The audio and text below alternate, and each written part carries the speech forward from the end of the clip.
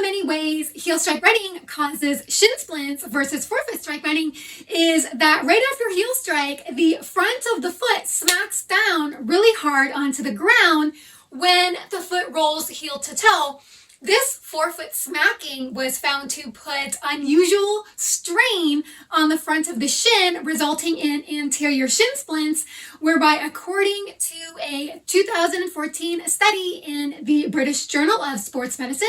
which is linked down below this video in the description box, found that the further back that you strike the ground on your heel, the further back that you need to pull the front of your foot in order to heel strike when running, the harder the forefoot smacks down onto the ground, producing an audible slap. This forefoot slapping was found to cause more stress aspects on the shins because the forefoot smacking caused repeated and prolonged interrange contractions of the tibialis anterior, which is the muscle that runs down the front of the shin. This also led to premature muscular fatigue and muscle cramps in the lower leg, and is ultimately how heel strike running produces greater than normal stress on the front of the shin. But it's also another great example of how forefoot strike running prevents another heel strike running related injury, because when you land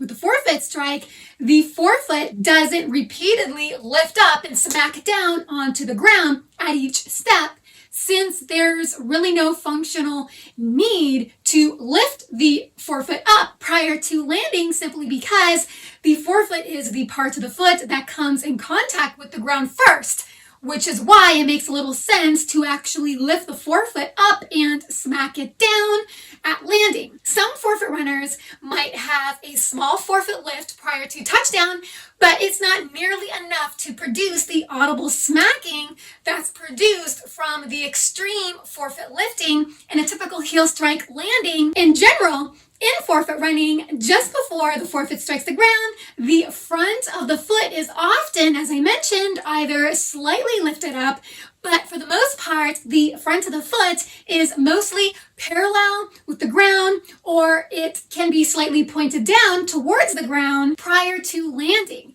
Either of these postural configurations of the foot relative to the ground prevents not just the audible forefoot smacking, but it also results in a much smoother motion of the foot onto the ground that also produces less jolt, less jerk force, and less frictional forces too, which is why forefoot runners look very smooth when they run. It's partly because of the smoother placement of the foot onto the ground that allows the foot to essentially slide into position and rolls smoothly with the ground at and after touchdown. That's why aesthetically, forefoot runners rarely look like they are wrestling with the ground with their feet like heel strike runners do. In heel strike running, there's a lot of grappling that the foot does with the ground, and that's one of the reasons that many heel strike runners look kind of choppy and rigid and overworking,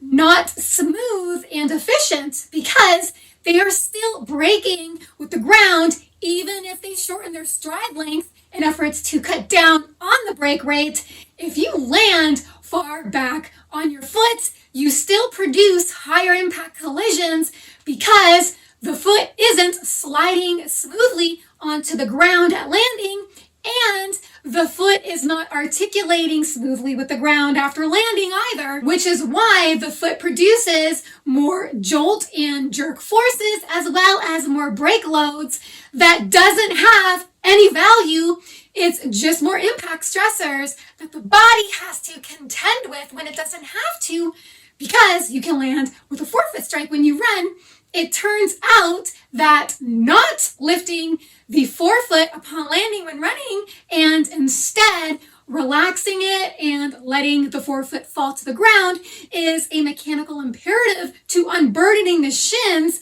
since the shin muscles are not being used intensively to wind the forefoot back and smack it down aggressively onto the ground. In this way, the net effect is less physical stress and less mechanical stress acting across the shins, But that's not the only way the shins are more safeguarded from injury in forefoot strike running, because also when you land with a forefoot strike, it aligns the shin more vertically or more up and down under the knee, which was found to do a significantly better job at reducing the opposing forces that specifically cause shin splints. My video on that is also linked down below this video in the description box as well. So I just thought it would be important to point out that how you land on your feet when you run has a profound influence on stress and strain being produced elsewhere on the body, like on the shins,